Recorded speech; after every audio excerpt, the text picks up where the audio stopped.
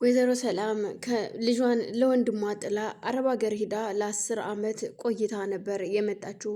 10 ዓመት ሙሉ አረብ ሀገር ስትቆይ ልጇን አደራ እንደሰጠች በሆነ ባላወቀችበት ባላሰበችው አጋጣሚ ሰው ገለሻል ተብላ ትታሰራለች። እዛም ታስራ ያለ እሷ እንዳልገደለች የሚመሰክርላት ሰው አታ ነበረ። እናም ለ10 ዓመት ከታሰረች በኋላ ከእስር ቤት እንደተፈታች ያሳሰረቻት ሴትዮ ጋር ትሄዳለች። ያሳሰረቻት ሴትዮም በሆነ አጋጣሚ ሆነና ሰላም ልጇን እንዳልገደለች ታውቃለች። በዛን ሰዓት በጣም ይቅርታ ይህን ያህል ጊዜ በእስር ቤት አቆየውሽ ልጅሽንም ቤተሰብሽንም ሳትጠይቂ እናም ምን ላደርግልሽ ብላ ስትጠይቃት 10 ዓመት ሙሉ እስር ቤት እየቆየውበትን ሰርቼ ላገኝ የምችለውን ገንዘብ ብትሰጭኝ ደስ ይለኛል ብዬ ስጠይቃት እሺ ብላ እሷም ሰጠችኝ። ከዛም የምወዳትና የማፈቅራትን ልጅን ለማየት ነው የመጣሁትኝ።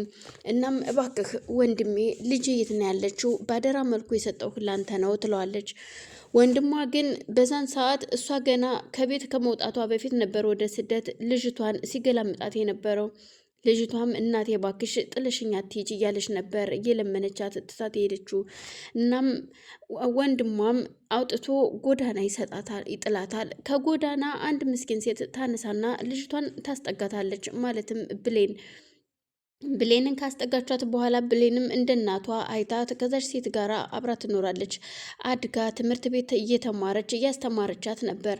ግን ደግሞ ሰላም ልጇን ማግኘት እንዳለባት አጥብቃ ጠየቀችው ወንድሟም ልጇ እንዳለች በህይወት እንዳለች ስለሚያውቅ ያለው አማራጭ 10 ዓመት ሙሉ የ10 ዓመት ደሞዟ እንደተከፈላትና በጣም ብዙ ብር ባንክ እንዳላት ቤትም እንዳላት ስለሚያውቅ ስለዚህም የእሷን ልጅ ብሌንን ገድዬ ሌላ ልጅ ነኝ ብላ የሆነች ሴት በገንዘብ ገዝቼ አምጥቼ ማስቀመጥ አለብኝ ብሎ ያስብና አንድ ጓደኛው ጋር ይደውልና ብሌንን በምልክት የት እንዳለች እነግርሃለሁኝ፣ ሂደህ ትገላታለህ።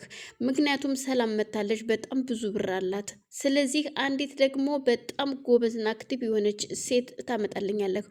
ልጅ ነኝ ብላ መቅረብ አለባት ሰላምን። ምክንያቱም ከ10 ዓመት በኋላ ስለሆነ የመጣችው ብዙም አታውቃትም አሁን። ስለዚህ ያችን ሴት ካመጣሃት ያች ሴት ደግሞ አክቲቭ እና ፈጣን ጎበዝ መሆን አለባት። ሰላምን በሆነ አጋጣሚ መግደል አለባት። ሰላምን ከገደለች የሰላምን ንብረት እኔ እና እሷ እናገኛለን ይለዋል። እና አሁን ልጅቷን መግደል ነው? አዎ እንዳትተርፍ አድርገህ እናቷ የምታሳድጋት እናት ስትወጣ እንደምንም ጠብቀህ መግደል አለብህ ይለዋል። እናም የእሷም እናቷ የምታሳድጋት እናቷ በሆነ አጋጣሚ ከቤት ወጥታ ነበረ። ወደ አንድ ቢሮ ሄዳ ነበር። ወደ አንድ ቢሮ የሄደችው እሷ ተቸግራ የምትኖር እናት ናት። ብሌንም ተማሪ ነች፣ ስራ የላትም። እናም ብሌንን ያሳደገቻት ሴት ከቀበሌ ወደ ቀበሌ ሰዎችን ገንዘብ ጠይቃ የምትሰራበት ቦታም ሊሰጣት በአጋጣሚ ሆኖ የመጨረሻው ፊርማ የብሌን አጎት ነበር የሚፈርመው። እናም ብሌንዬ ልጄ አይዞሽ ትላታለች። ብሌንም እማዬ ያከራያችን እኮ አሁን ነገ ካልከፈላችሁ የቤት ክራዩን ከቤት አስወጣችኋለሁ ብሏል እና ምን ትኛለሽ ስትላት፣ የኔ ወርቅ ልጅ አንቺ አይዞሽ ዛሬ ስንት ዓመት ላንቺ ይልሽ ሰርፕራይዝ አረግሻለሁ ብዬ ነው ዝም ያልኩሽ። እናም በነፃ የምሰራበትና የምንኖርበት ቤት ሊሰጠን ከአንድ ሰው ጋር ሂጄ ማስፈረም ብቻ ነው የቀረኝ። እናም ዛሬ ሂጄ አስፈርሜ እመጣለሁኝ። ከዛም በኋላ ገንዘብም አለኝ የምንቀሳቀስበት ይኖረኛል። ቡናና ስኳር ከሱቅ አምጥተሽ አቀራርበሽ አፍልተሽ ጠብቂኝ፣ ዛሬ ደስታችን ቀን ነው፣ እኔ ደርሼ ልምጣ ትላትና ብሌንም በተስፋ ተሞልታ ትሄዳለች። እናም ያች እናትም ወደ ቢሮ ስትሄድ ያገኘችው የብሌን አጎት ነበር። እንዲፈርምላት ወረቀቱን ቢሰጣት እሱ ግን እንኳን ሊፈርምላት አይደለም የሰጠችውን ወረቀት ቀዳዱ ከፊቷ ላይ ነበር የወረወረባት።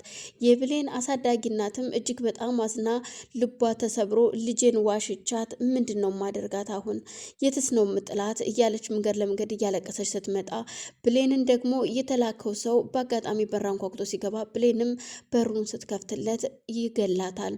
የገደላት መስሎ ነበረ እሱ ሙታለች ብሎ ጥሏት ይሄዳል። ብሌን ግን ከደቂቃዎች በኋላ ጥራ ተጣጥራ ተነሳች ከወደቀችበትና በሩን ከፍታ ምንም እንዳልተፈጠረ ለእናቷ ትጠብቃታለች። ቡና አቀራርባ ነበር የጠበቀቻት። እናም እናቷ ስትመጣ እንደጠበቀችው አልነበረም ፊቷ። ምን ሆነሽ ነው እናቴ? ምን ተፈጥሮ ነው ስትላት፣ ልጄ በተስፋ ሞላውሽ አይደለ? ይኸው ቢሮ ሲሄድ እንኳን ሊፈርምልኝ የሰጠውትን ወረቀት ቀዶ ፊቴ ላይ ወረወረው ትላታለች። እማዬ ከዚህ በኋላ ይዞሽ እኔም አድጌልሻለሁ፣ ደርሼልሻለሁ፣ ሰው ቤትም ቢሆን ሰርቼ እንኖራለን እንጂ ጎዳና አንወድቅም፣ እናም ምንም እንዳታስቢ ስትል፣ እናትም ልጄ አንቺ ትምህርትሽን ነው መማር ያለብሽ፣ እኔ ጉልበቴ እያለቀ ነው፣ ምን እንደምሰራም ብቻ አላቅም፣ ተስፋዬ ሁሉ አሁን ተሟጦ አልቋል ትላታለች። በቃ ምንም ችግር የለውም፣ እኔም አሁን አድጌልሻለሁ፣ ደርሻለሁ፣ ሰው ቤት ቢሆን እሰራለሁ ትላትና እናቷን አበረታታ በአጋጣሚ ወደ ደላላው ጋር ስትሄድ ደላላውም ወደ እነ ሰላም ቤት ይልካታል። ሰላም ወላጅ እናቷ ናት። ግን አጎት ተብዬው ግን ደግሞ የሰላም ወንድም ለሰላም ልጅሽ ናት ብሎ ሌላዋን አምጥቶ ሰጥቷታል። መድኃኒት እንድትሰጣትና በመርዝ እንድትገላት ያለውን ንብረቷን ወደ እሷ እንዲዞር እያደረገች ነው።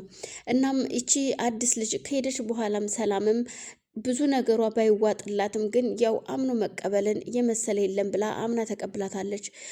ስልኩን ሁሉ ነገሩን ገዛዝታ ክፍሏ አስቀምጣላታለች። ምንም የተዋጣት ነገር የለም።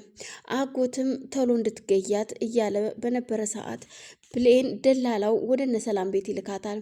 በራን ኳኩታ ከገባች በኋላ የውስጡን በር ስታንኳኳ አጎቷ ይወጣና ይደነግጣል። ብሌን ሲል አዎ ብሌን ነኝ ትለዋለች።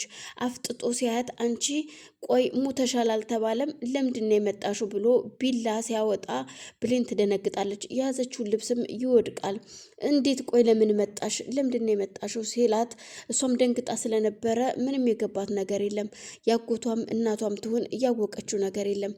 ሙተሻል ተብሎ አልነበረም ወይ አሁን ለሰላም ልትናገሪ ነው የመጣሽው ሲል ይሄንን ነገር ትሰማታለች። ግን ደግሞ መሀል ሰላም ከውስጥ ስትወጣ እሱም